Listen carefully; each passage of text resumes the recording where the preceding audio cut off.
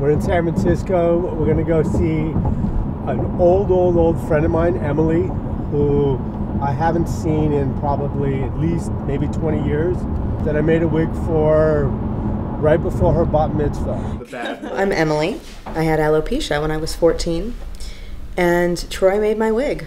The doctors told me that I had something called trichotillomania, which is where you are pulling your own hair out subconsciously due to stress. Everybody's telling her she's pulling her hair out, and of course she knows inside that she's not pulling her hair out. Troy was the only one who actually listened to me when I said that this was not what it was.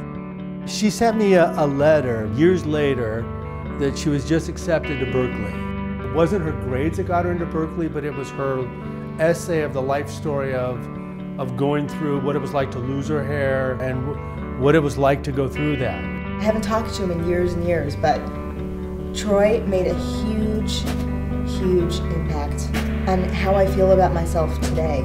She had an event in her life that was huge, that wasn't pretty or kind, but she fought through it and survived, and I think it changed her.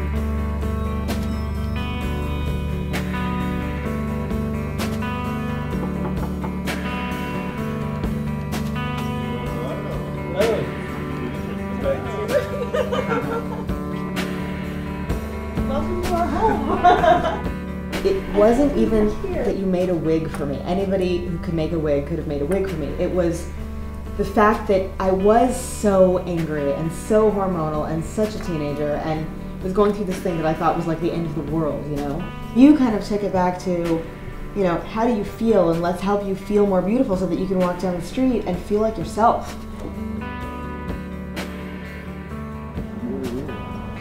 Well, something was happening that was totally out of my control. And it was the first time in my life where, you know, someone was running me over like a freight train. And there was nothing I could do about it. You know, when you go through things, it's yours. You know, it's so personal. Nobody can tell you how you're going to feel and what you're going to do. I didn't have cancer, and my hair did come back a year later, and I was very lucky. He had a vested emotional interest in making sure that I felt okay. I do know that there is hope. As long as he's still willing to do this, there's not only is there hope, but there's somebody out there who really cares, who is going to do everything he can to make you look and feel whole again, like you have all your parts. She's just beautiful. I feel so blessed to be a part of her little life story. Like, she's, you know, Woodstock, and I was there. Like, you know, I got to be that little, you know, person rooting for her. That's the reason I'm in this business. The rest of my life, I get this deep in my soul, and they have it deep in their soul. You know, it's beautiful.